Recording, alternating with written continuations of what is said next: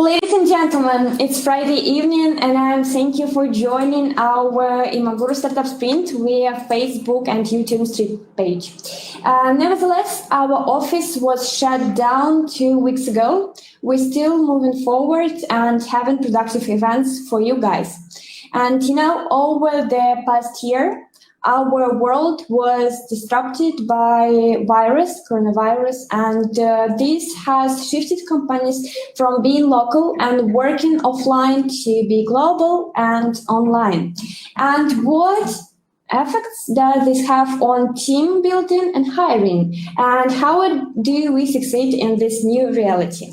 So Andreas Wennberg, Head of Talent Management, will answer this question today. Andreas has been supporting 230 startup recruitments in Stockholm. He has experience from doing sales and growth in startups. Andreas, hello. Our virtual stage is yours. Thank you so much, and thank you so much for inviting me. So, yeah, I'm going to talk today about how to hire and build your team and in a distributed team setting. So, why am I talking about this? Well, I've been working in a distributed team since 2014, periodically. Like I've been at the office at times, but I've since that period, like I started to working distributed. And I was a leader for a startup team that was both kind of diverse in terms of culture, but also distributed. So we sat in several locations and people were coming from different countries. And I do around like 50 startup recruitments every year in Stockholm. I think it's, before we kind of move into the presentation, I think it's good to have like a clear expectation what you can kind of get from me in this 40 minutes plus 20 minutes of questions that we're going to spend together, right? I want you to feel that you have a toolbox that will help you succeed with hiring and team building in a distributed setting. So basically, when you have been like watching this presentation, you have a couple of tools that you can use in your company to be successful in 2021 and onwards, right? How are we gonna make sure that that happens? Well, I think it's important to talk about three things. First thing is the macro shifts that we've been experiencing over the past year with the global pandemic and kind of the effects that have had on businesses. So the challenges, opportunities, and solutions regarding those shifts. And then we're going to sum it up to some actionable points that you can kind of take with you today to your team and build a more successful startup. Let's start with the macro shifts of 2020. So one thing that seems, like a big thing is I think the clash between the local and the global. So for me, one of the most shocking moments in 2020 for me was when I saw the news coming out that that there was a travel ban between Europe and the US. To me, that was like a turning point in where I started to realize okay, this is like COVID. I heard about COVID before that moment, but that was the point where I realized that, okay, this is huge. This is going to change things forever. From that moment, basically, air travel went down by up to 100% from certain countries. So this is the travel you see that it's dramatically dropping in March and onwards, right? But there's I've been over the last year and until now, I've been kind of perplexed with the paradox of this new reality where at one point we're not flying anymore, but it still feels like the world is a lot more global now 2021 than it was before the pandemic. So basically we stopped flying, but we became more connected together. Me having this presentation with you would probably not happen 2 years ago, right? And I'm looking back on my week now. It's Friday, and I look at the meetings I've had, and it's been people from Slovenia, Belarus twice, this is the second time, Brazil, Spain, UK, France, Indonesia, South Korea, Lebanon, China, and Hungary. And I think that happened to some extent before also, but it's been crazy how this world where we don't have to be in the office anymore have kind of enabled a more global workforce and way of working. I personally think globalization is here to stay because talent is everywhere. Like if I would only meet people in Sweden where I work, like I would have to drop like maybe 50% or more of my meetings this week. We're moving from, or we have been moving from like being at the office to work from home. I've been working at home since like March last year, and we started, I think we all started kind of like working from home, thinking that it would be like 2 weeks or something like that. But then news started to come out in like May and June about like big tech companies saying that, you know, we're gonna move to like where you could basically work from anywhere. So Twitter has said that you can work from anywhere. Spotify has said that you could work from anywhere, and even Facebook. Why are they doing this? And why does it matter to you? Like, well, I think these companies like Spotify and Twitter, they're kind of setting the expectation for you as a startup founder. Like if the top talent in the world is offered to stay at home and work, you basically have to adjust to that reality. And if we look at this was a survey going out pre-pandemic, like this was in 2019, and they asked developers around the world, what is your most important factors when you're looking for a new job? And remote work options is 31.7% said that was important for them whenever they chose to work. And this was pre-pandemic. This was in 2019 when we didn't have the concern about COVID-19 and so on. So it was already a huge thing. But I think what I've seen is that we've been going from like remote work being something that is like a nice to have, something that developers and talents were like asking for as like a nice thing in the workspace. But we've been moving to a situation where now when I talk to talents, like I recruit tons of developers, I see that a lot of them are like actually asking like, okay, I want to work from home. Like it's a requirement that I have. And that wasn't as common just like 1-2 years ago. And as I said before, like big tech is setting the expectation. So if Twitter, Facebook, Spotify, Google, and all of these companies are saying like you can work from anywhere, that is going to set the standard for you to compete, because like the people you want to hire have offers from basically those companies too, right? So I think we need to like dig into, okay, what is the opportunities and the challenges? So on the opportunity side, as I talked about, like there is a huge access to talent, and I think also increased productivity is a big factor here, and we're going to talk more about that. And then on the challenges side, you know, the things that we talked about in the intro, basically like team building and culture. How do you make an organization fit together in a context where you don't kind of like go to the coffee maker and chat, or like you go for lunch together, or you go out and have a beer after work or something like that, right? Access to talent. It used to be the case that people came to me with their startup saying, okay, I need to find this person, I need to find a growth hacker, right? And usually the brief, like the ask for me as a recruiter was, they have to be in Stockholm. And oftentimes they have to know Swedish. And if we're like, let's compare trying to find a growth hacker globally in Minsk or in Stockholm. So in globally, we have 50,000 people who have said on LinkedIn that they have growth hacking in their profile. So they have in somewhat tagged themselves as, you know, growth hacking. And then if we look at Minsk, 31 people, and in Stockholm, 375.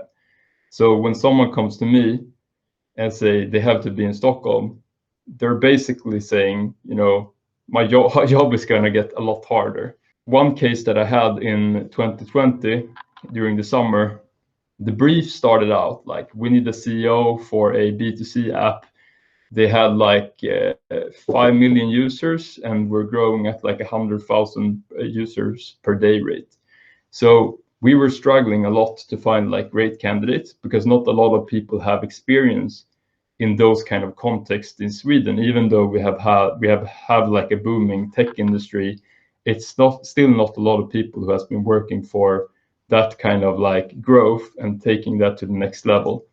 But whenever they lifted this requirement of the person being in Sweden and saying like they could be global, like all of a sudden we had access to people who had been like raising $100 million, done similar projects before, and not only one person, but like several people that was interested in this role. So when we take away the constraint of being in the same geographic location, we have huge opportunities. If we look at productivity, we can see a lot of good things happening there too. Like I think pre-pandemic, I met a salesperson a couple of years ago. He said that he usually had like 4 sales meetings per day, because he was like biking across town, meeting different people. And I think also you had to kind of like book the meetings 1 or 2 weeks in advance. That was kind of like the reality pre-pandemic. And then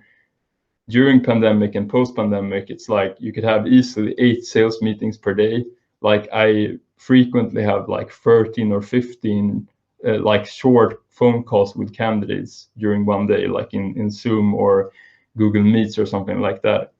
And it's possible to book meetings at a much faster frequency. So like you could book a meeting 1 or 2 days in advance. So all of this is like speeding up the productivity. And I hope all of this is like making you feel that remote hiring and remote team building is the way to go. So I wanted to give you like a couple of tips. So the first one, LinkedIn is probably the best global talent database that you can use for your company. You can basically find anyone with any skill in every single country of the world. One thing that is very important is to make sure that you have an understanding of salary levels in various locations. So when we were looking at candidates in the US, we saw that they had an expectation on salary that was around like double from the highest paid person we met so far in Sweden. So you could end up in having candidates that are way too expensive for your company. So you need to think about these countries that you're recruiting from. What is the salary levels in those countries, and can you actually match that salary level? And you need to have a clear recruitment process. A lot of the times when I meet startups that are in the very early phase, they start by hiring friends and people around them that they meet, and there's usually a transition period from when you're recruiting only people you meet and that you have met and that you know from before, to a situation where like you don't have any more friends that could work for you, so you have to kind of like go to outside of your network.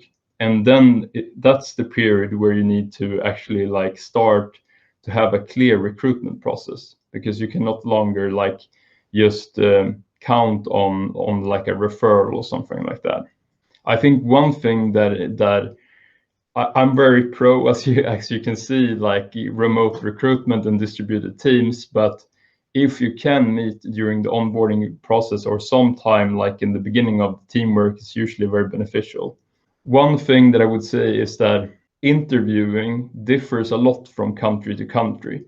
So expect people to behave a bit differently. It should be expect people, not don't expect people. Because in some countries, the situation of interviewing is very formal. It's like the recruiter is asking questions to the candidate, and the candidate has to answer those questions. And there's this hierarchy between like the interviewer and the person being interviewed. In Sweden, it's way more informal and like a flat structure in the recruitment process. So a candidate would like ask a lot of questions and like kind of like challenge the kind of like power structure between the interviewer and the interviewee. It's important to think about when you meet candidates from like a different culture from yours, that, you know, they would express themselves in a different way. And that is not maybe because they're unskilled or something like that, but it's part of who they are, like culturally. So it's important to try to find out, like, okay, what is the difference and why is there a difference? And there is great tools that you can use for hiring people outside of your country. So one problem that a lot of companies face is paying salaries to a company that is to a country that is outside of your own, right? So there's companies like Omnipresent and Deal who can basically pay salary to any country around the world. And one recommendation I would give you is that start off, if you're hiring someone remotely, start off with like a small project that you can work on together to kind of see if this person is a good fit or not. Especially before you do, like if you're gonna meet physically, like that's a good thing to do, right? Now we kind of been talking about the recruitment part, and the second challenge that a lot of companies have and startups have is, you know, building team and culture is challenging when being remote. And let's talk a bit about why. So I think we need to have a mental model for culture to understand why it is challenging. So culture, I think this is a framework I got from like a professor at university that explains culture in kind of 4 keys: values and beliefs, heroes, stories, and rituals. Let's take an example. So let's look at the culture of Facebook through this lens. And this is going to help you kind of like describing, defining, and creating your own culture in your company. So one value and belief and motto that Facebook is using or has been using before is move fast and break things. They have changed this now to move fast and or move fast with stable infrastructure or something like that. But this was like the ethos of Facebook in the very early days. And I think Mark Zuckerberg is kind of like the hero or the character that is embodying this motto. And one of the classic stories is like he's creating Facebook in his Harvard dorm room. It's just like a hackathon or like an evening project that he's like hacking together in like I think 2 weeks or something like that, and releasing to the world. And that creation story says something about the Facebook culture, and it says that they're, you know, moving fast and breaking things. And ritual is just the fourth part is rituals, and that's just like a word for, you know, habit or something that you do recurring, right? And they have one ritual at Facebook that is very special, and that is any engineer at Facebook can take the central version of Facebook, the one that this is partly streamed on, and the one that you might have been using today. And an engineer can take that, clone it, and make a small change. And then they can release that version, like let's call that version B, to 50,000 people. And now there's 2 parts of Facebook. There's the one that we all use, and then there's Facebook B that is sent to 50,000 people as an experiment.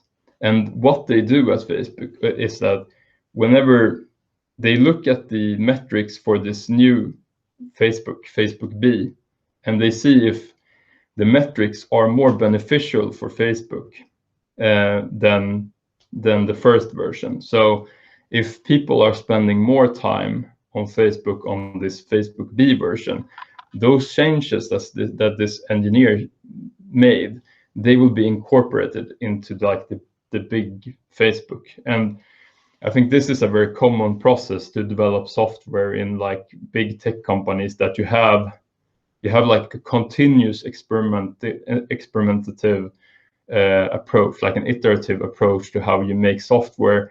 And this motto of like moving fast and breaking things is very much aligned with that process. Each company can kind of be described in these 4 categories. And one challenge with working from home is that these rituals that we have in companies, the rituals are kind of the vehicle for the culture, and those are being removed. So what we need to do is that we need to substitute rituals.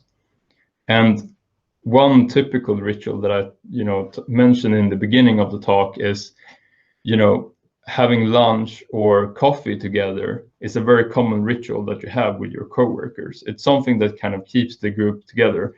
And if we think about the function, like the function of having lunch or coffee together is to kind of share stories, keep the group together, and so on. And what we need to do in an online setting is not just take away, because now it's not safe to meet anymore, we cannot meet anymore for some reason. We cannot only take away that part, that activity, we also need to substitute it. So we need to either like create maybe a random Slack channel where we can just have the ongoing banter about everyday things, or maybe we have a meeting without agenda, or we do like a virtual lunch or drink. So there's something that we do that kind of fills the same purpose of sharing stories, keeping group together, etc. Another thing that is very commonly done is like whenever you come to the office, obviously like you will kind of meet your colleagues, and you do like a morning sync, like you tell other people what you have done or since last time you spoke, and what you will be doing during the day.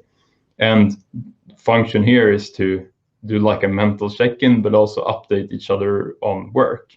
And the online equivalent here is to do like a daily stand-up over Slack or video. I think we need to think about 3 steps to substitute rituals. What is it? Like, what is the ritual? And what was the function of the ritual? And then how can we create it in an online substitute?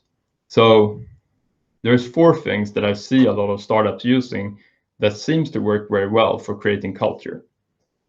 One is the daily stand-up. So basically really short meeting, like 15 minutes or something like that, maybe even shorter, where you say like, what did you do yesterday? What will you do today? And do you have any obstacles in your way? So like those 3 things. You could do that over Slack in a text, like in a Slack channel, or you could do it in a video meeting. I prefer to do it in a video meeting, especially when I'm onboarding new people to my team, because I want to meet those people very frequently in the beginning to build culture and kind of process for working together. And then in the future, when we already know each other, it can be done on a much lower frequency. And another thing is like one-on-ones with direct reports.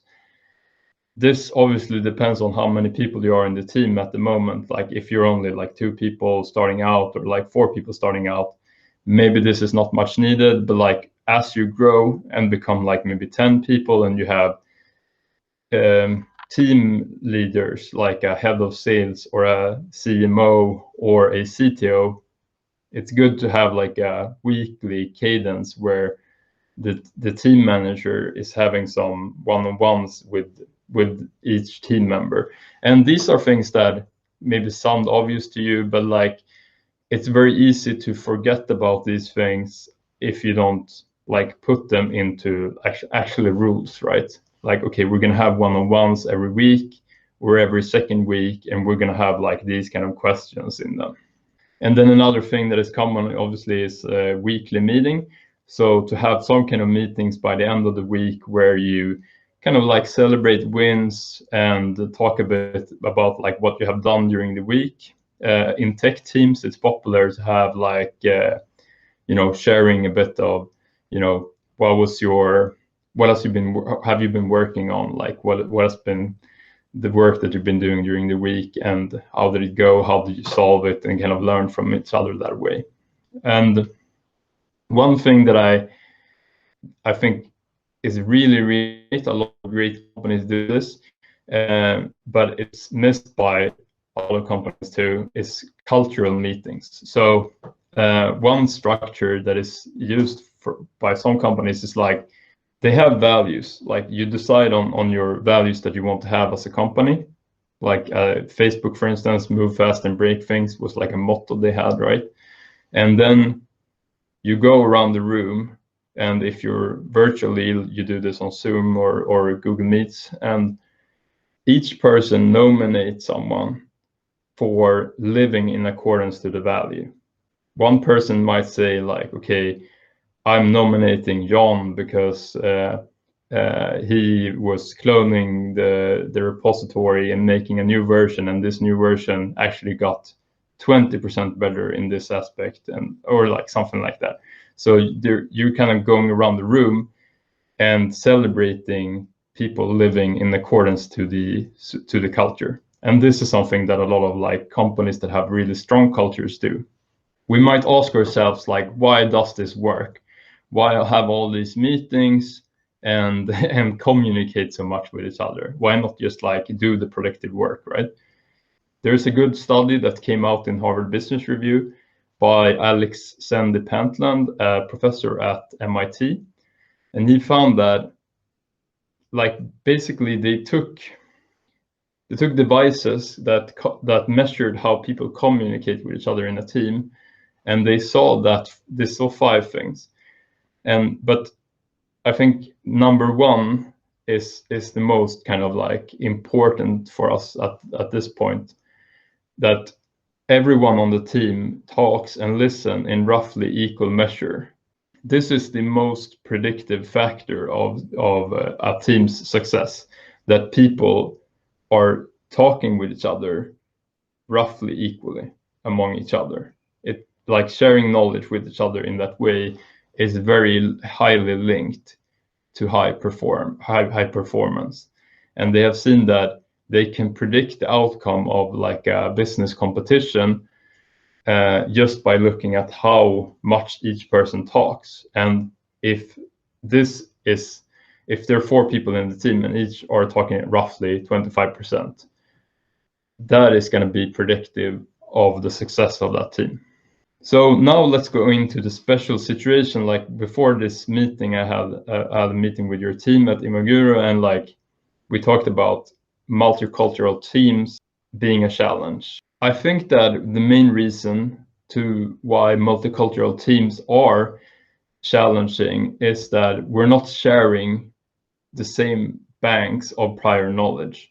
And let's look into like why that is a challenge. So the reason to why that is a challenge is that banks of prior knowledge is key to learning. And in order to kind of demonstrate this, I want to do an experiment. So on the next slide, there will be 7 abbreviations. And I want you to spend some time on the next slide, and I'm going to time us. And basically, just try to remember as many as possible in 10 seconds. And I'm going to put on my alarm clock here. So basically, look at the next slide, try to remember as many as possible, starting now. Okay, so 10 seconds passed, and the question is like, how many do you remember?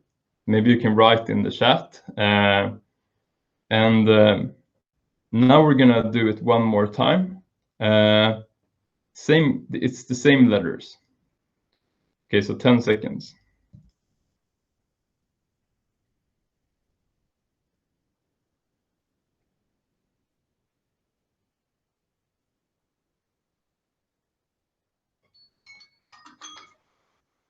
Okay, so the second time around, it was probably a lot easier for you to remember them because the letters were grouped together in something that is like your existing brain structure. So like JFK, FBI, NATO, UPS, NASA, IRS, it's like abbreviations of things that you already know and already have in your mind. While these things, even though it's the exact same order, doesn't really mean anything for you. Why does this matter? Well, every time you kind of meet a person, they have a somewhat different brain structure to yours, but not completely different from yours. So if we meet each other now, like you have the concept of hi, which is, sorry if I'm butchering the pronunciation, but dobrý, right? And I have a concept of hi being hey, which is the way we say hi in Swedish. And then we have this common shared knowledge, which is in this case, FBI. And what is happening when we talk now is that kind of the concepts that we have is becoming shared. So now we know dobrý, FBI, and hey, all of us. So the same thing happens in a team where, like on the sales side, you have some concepts that people know individually, like sales qualified leads, sales development representative. These are like words that salespeople use. And then on the other side, you have developers talking about React.js and Kubernetes and stuff like that. And then you have this slice in the middle where you kind of like, maybe in the weekly meeting, you're talking about the revenue numbers. So whatever is brought up in these meetings that you have continuously is going to be the shared knowledge. And this knowledge is key for you to be like in the same kind of like company culture. And what happens when two people meet from different cultures is that, you know, these concepts on the side that you have is going to be, it's not going to be the same. Like I had a hard time preparing for this talk because I'm a bit unsure about like the state. If I'm talking to founders, like if I would do these presentations with founders that I already know kind of what situation they're in and what the things that they're talking about, right? The communication between each other in the team creates this shared knowledge.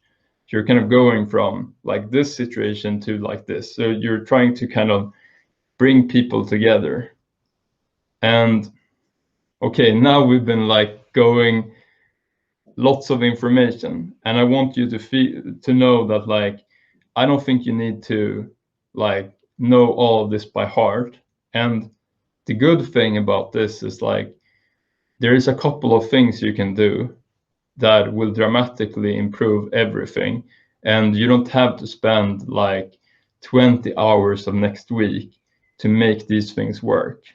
Let's sum up, right? I think this is the big picture. 3 things. Remote hiring is a huge opportunity, and it is going to be like essential for you to build your company.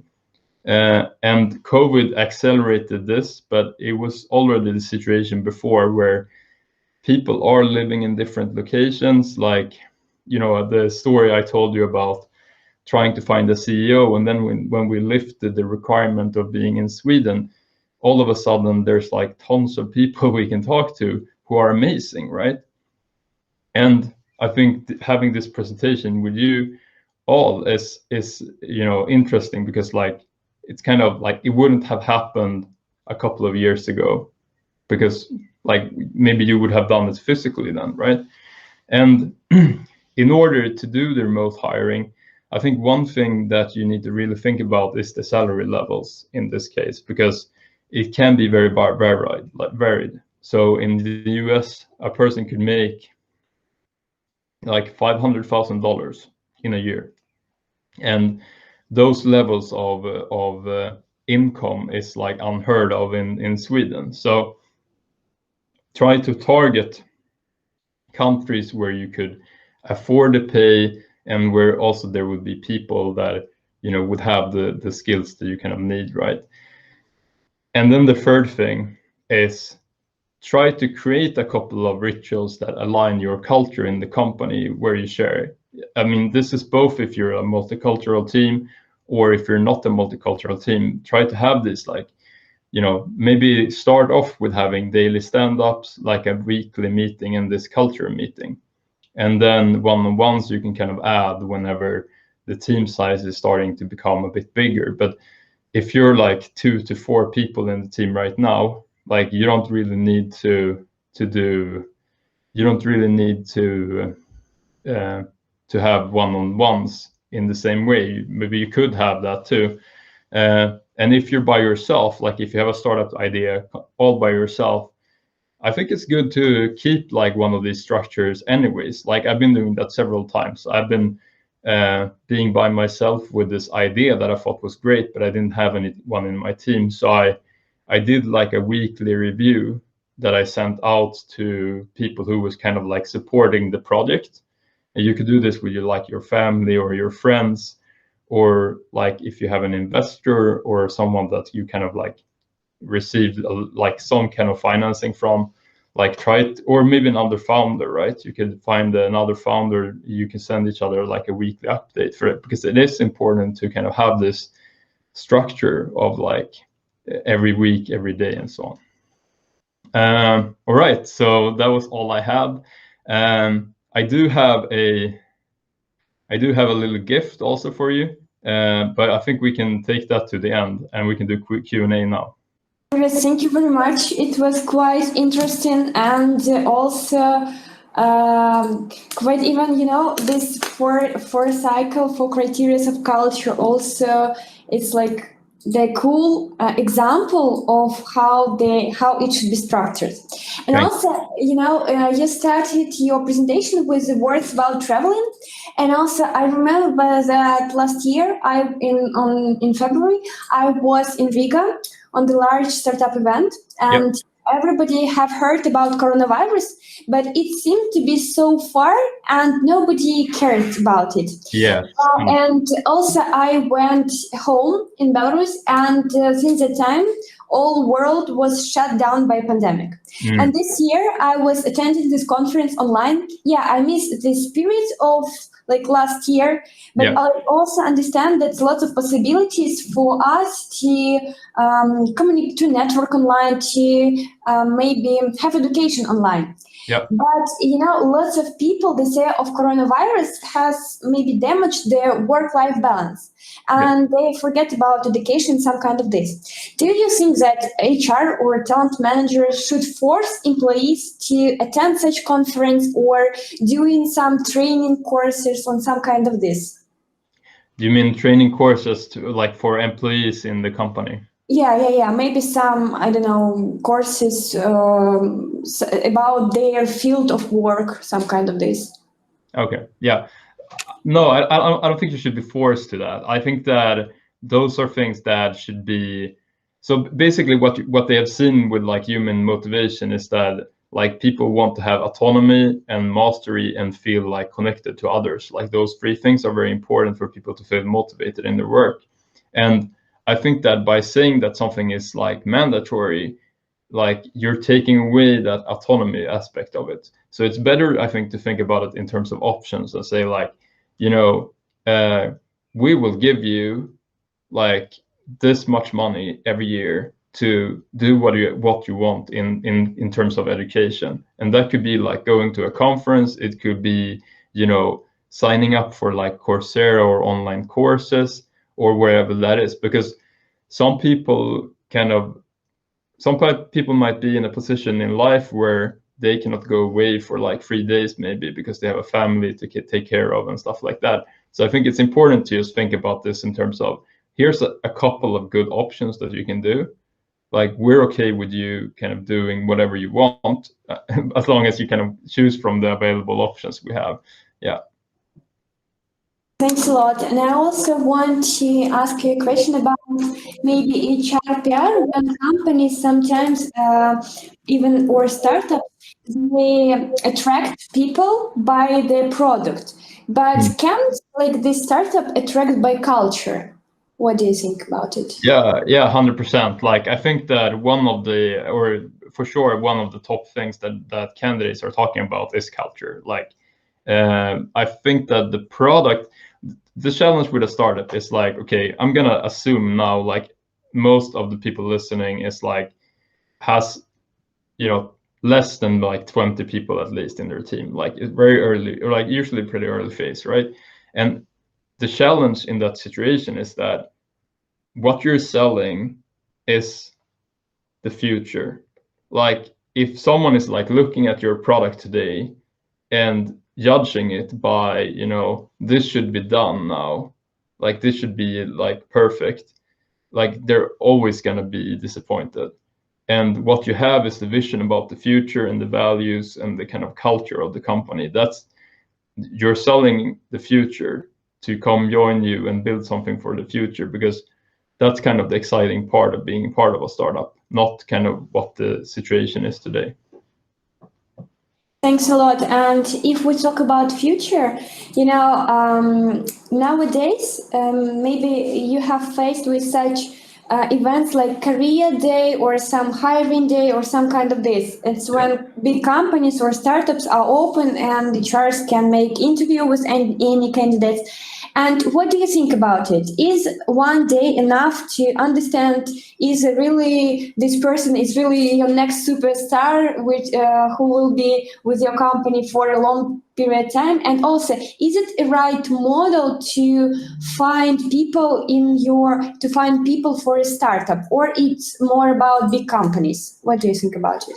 I think that it depends on what type of event that is. If the event is like targeting like big corporations, the expectation that you get from the candidate is like, okay, this, you know, I'm gonna come in and it's gonna be high salary and like pension, retirement savings, and like there's gonna be a well-defined work for me to do and a career ladder and all those things. And I think it depends on the event, if the event is like targeting specifically those corporates, or if it's more like startup friendly. And coming to your question about evaluation, this is definitely an area that is one of the most culturally important events in your company, how you evaluate candidates. And I think it depends a bit on like both the company culture and also the national country culture. So in Sweden, it's usually the case that it takes a long time for people to be hired, but whenever you get hired, you're kind of like staying for a long time, or it's very hard to at least be fired from a company. While in many other countries, it's a bit more like quick on the decision in both directions. I think it's a bit fast to just meet someone at an event and then hiring them. I would see the first event more as like a lead generation. So picking up a lot of like interesting people's CVs and emails, and then having like a proper interview the day after, and then do like usually references would be a good step also. Yeah, I would do like a couple of more steps for sure. Thanks a lot. And also we got one question from our startup, and I wrote it in our chat with you. And also I will read it. The bad news is that I cannot talk with you out of the stage, as in case your talk was offline. In case I message you, it will be another unread and not urgent message. So the question is how to break the wall. Yeah. Sorry, I don't really understand the question. Can we take it? Maybe it's about the situation when, for example, in such events you meet HR, and if you were in offline, you can talk with this person and can describe your abilities and what you can do for the company. But if, for example, you met each other online, maybe you will leave a message to this person, to HR, for example, and he can't read, for example, it, or he will leave this message unread. And how to break this wall?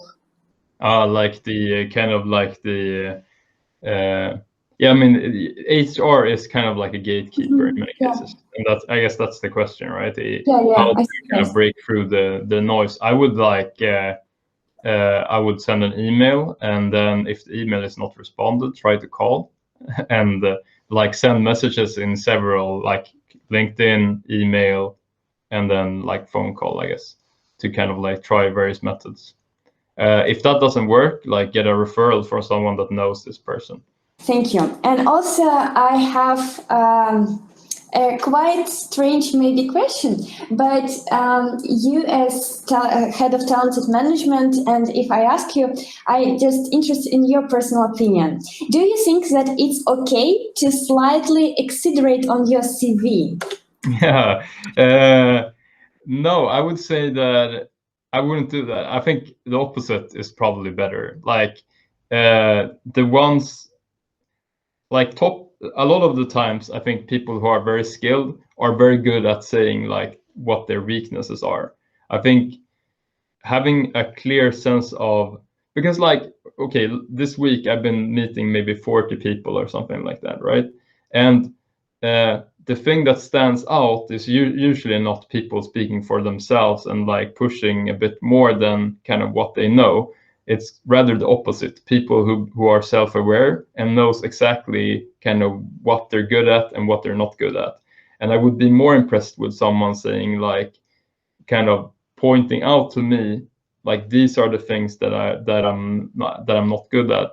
And strategically too, people doing that, they also get the opportunity to say the bad thing about them. Like they get to choose, right?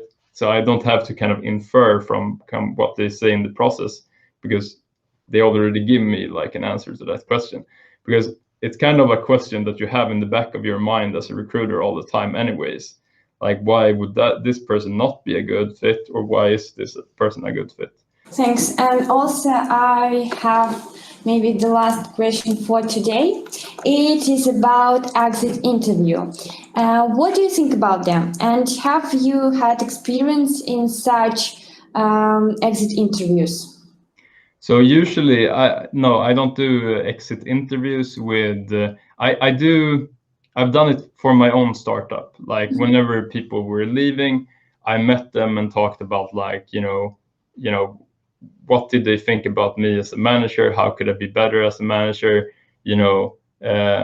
Like just in general, like their process and like for next time, what could be better. But for the clients that I have, usually the exit interview is done by the client that is hiring me. So usually I hand over the candidate, or like whenever there's a sign, usually they start to work for the company, and then the exit becomes responsibility of the company usually. Who do you think should be involved? Is it only for CEO, for example, and also HR should be, or it should be only HR, maybe because the employee has like problems with boss, I don't know, maybe. Who should be on this interview, on such interviews? I think that you should definitely have both should be involved in some ways. But as you say, like the HR, like if the person will not speak frankly with the boss that they've had, it's good to also get feedback like with that HR person. But I think both should make sure that the person kind of leave on a good notice, like both CEO and the person hiring.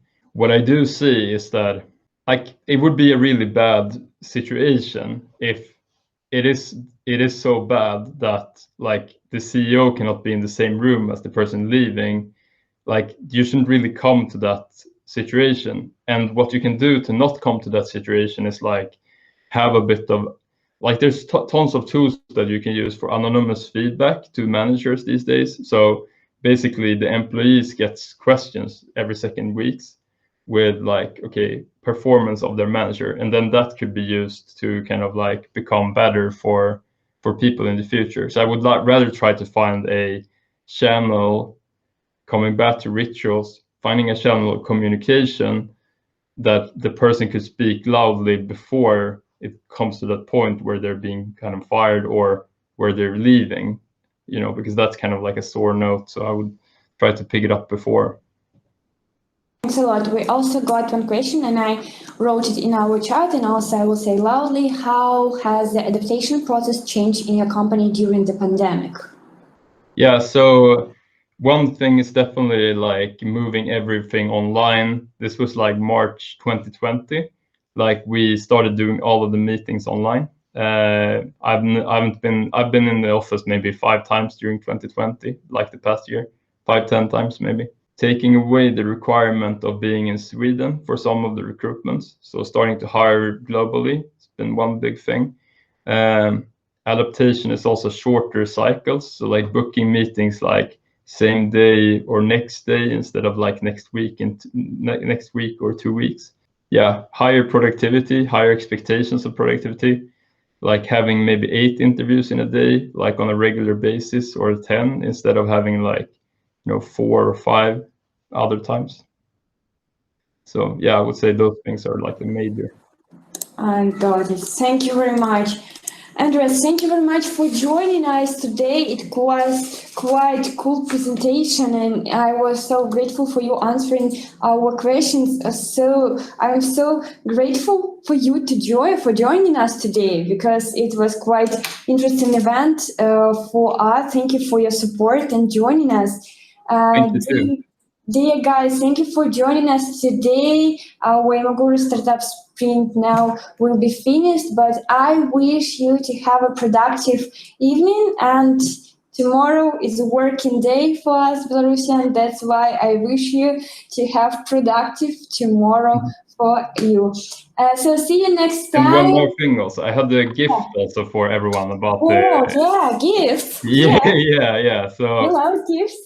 Yeah, so I also have like I've been doing a site online where you could kind of like learn about startup hiring in your company. So I just wanted to give you like a free discount code for that site if anyone wants to like now it was kind of like high level stuff. So I'm just gonna show you quickly, like there's like a couple of workshops that you can do. So like what questions to ask to references, how to find headhunt developers, how to split equity, how to find technical co-founders, various things like that, and also like tools that you can use for instance, like if you're splitting equity among co-founders in your company. And yeah, if you want this, go to startuphiring.io, and there's this code Imaguru 100 May, and you can like at the checkout you get 1 free month. So yeah, sorry, that was my little thing for you. Thank you for such a gift. I think that our guys will use it. Thank you very much. And also, I just read our comments on Facebook. Everybody wrote, "Thanks a lot. Thank you for the interesting meeting." Thank you, Andreas. It's all these words is for you. Thank you for being with us today, and thank you, guys. We will also share this promo code among our community, and it's quite good present for us. Thank you very much for being with us today. Thank you for inviting me, and thank you so much for listening, and everyone, and thanks for the nice comments. It was great. Thank you, guys. Bye bye. See you next time. See you. Bye.